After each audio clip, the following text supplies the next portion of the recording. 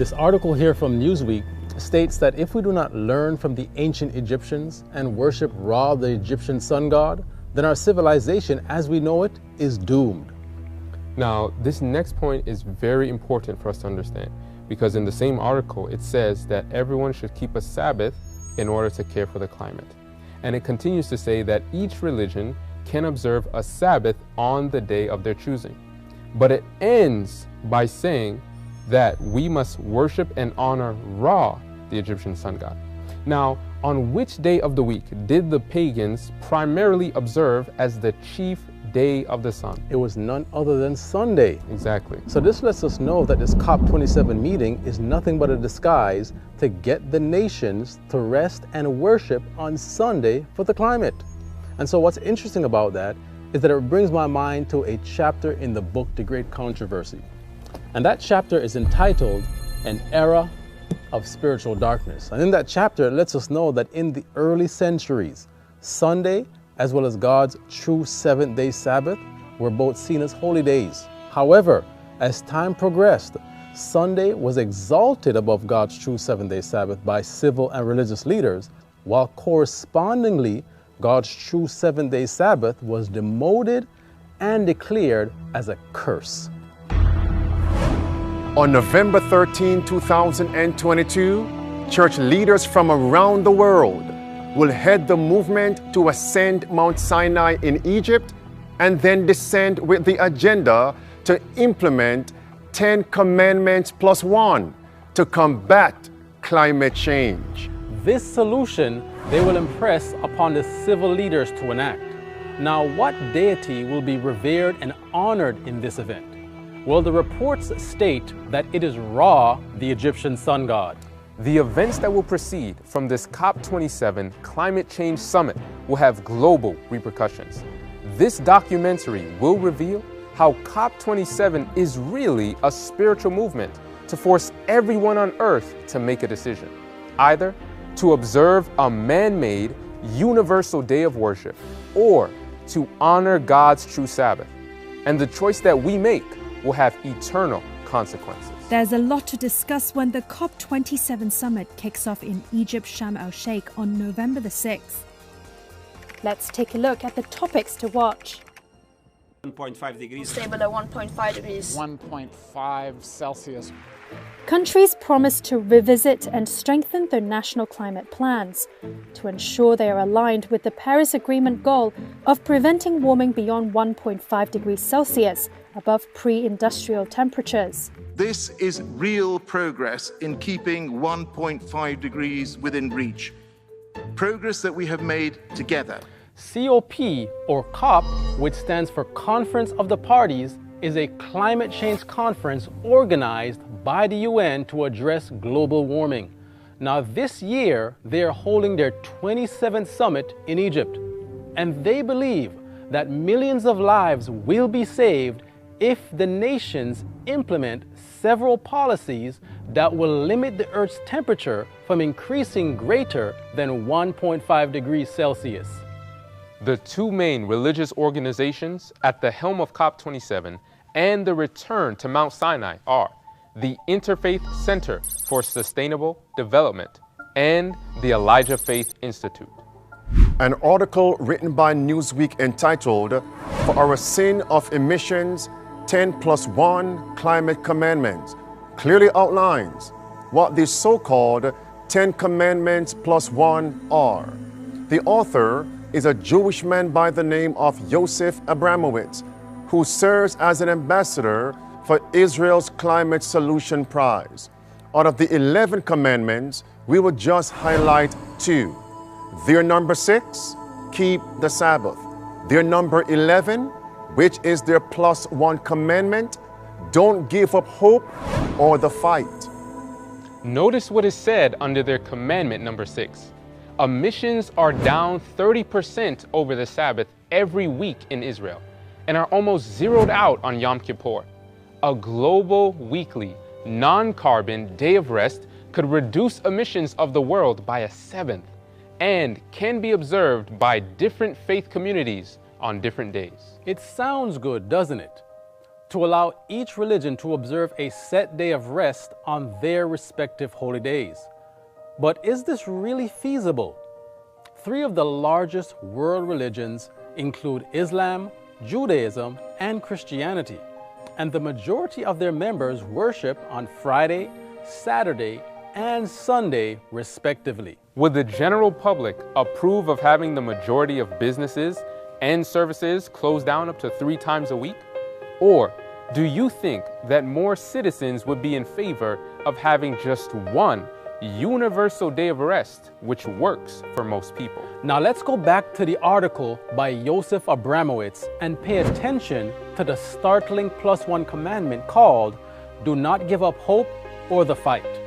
Now right here he states that we should honor and worship Ra, the Egyptian sun god. Which religious and civil leader has been foremost in pushing the agenda to combat climate change? It is Pope Francis the Jesuit. His encyclical Laudato Si serves as the basis of the UN Paris Climate Agreement. According to paragraph number 237 of Laudato Si, Pope Francis states that all nations should enact Sunday rest by law to combat calamities and to care for the poor. So from different perspectives, we have discovered that the ascension of Mount Sinai counterfeits God's law and his true Sabbath. God's 10 commandments have not changed, which means the 7th day of the week, commonly called Saturday, is still God's Sabbath. The religious and civil leaders are uniting to lay the foundation for a national Sunday law, which will force people to rest and worship on Sunday or face prosecution, persecution, and even the death penalty. Based on the prophecies of the Bible, this great event of spiritual, mental, and physical, even financial enslavement begin in America and then goes worldwide. During the drought and famine in the days of Elijah, the religious and civil leaders were summoned to ascend Mount Carmel. Who did they worship as the solution to end their climate crisis? It was Baal. And what is Baal worship? According to 2 Kings 23 and verse 5, Baal worship is nature worship, and the chief god of nature is the sun. Interestingly, as you study history, Baal and the Egyptian god Ra are the same god under different names by various nations. Based on history, it was Emperor Constantine of Rome who was the first to enforce Sunday worship by law throughout the empire on March 7th, 321 AD. The Roman Catholic Church takes credit for making Sunday popular as the new day of worship. In the Roman Catholic book, The Convert's Catechism of Catholic Doctrine, on page 50, it says, "Which is the Sabbath day?" Answer: Saturday is the Sabbath day. Why do we observe Sunday instead of Saturday? Answer: we observe Sunday instead of Saturday because the Catholic Church transferred the solemnity from Saturday to Sunday. Based on these evidences, we can clearly see that this movement to ascend Mount Sinai and descend with 10 commandments +1 is a movement that will eventually force Sunday worship by law upon the people. When this is enforced, it will be the mark of the beast mentioned in Revelation chapter 13, verse 15 through verse 17. In this time of crisis, what will your decision be? Will you receive the mark in your forehead? Will you receive the mark in your right hand to enjoy the conveniences of life? Will you serve man or will you serve God? It's decision time.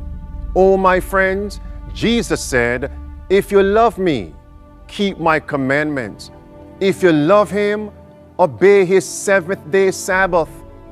Death before dishonor or the transgression of God's law should be the motto of every Christian. Christ loved us so much, he gave his life for all of us.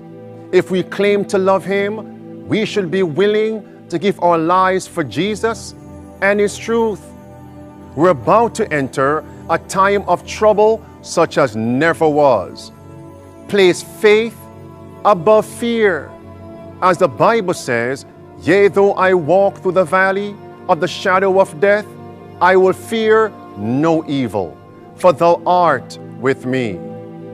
God hasn't given us the spirit of fear, but of love, power, and a sound mind. Faith in the ability of Christ to save us amply, fully, entirely, in His way, in His time, is the faith of Jesus Christ. Put pep in your step with a song for these last days. I'll tell you what the acronym means. Patience, endurance, and prayer. And song is a weapon we can always use against discouragement in these last days. Are you ready? Are your family members ready? Are you being converted? Are you in the right location? In the rural district, for a time when we can't buy or sell. For a time as this, for character building. I'll leave you with 5 keys of survival.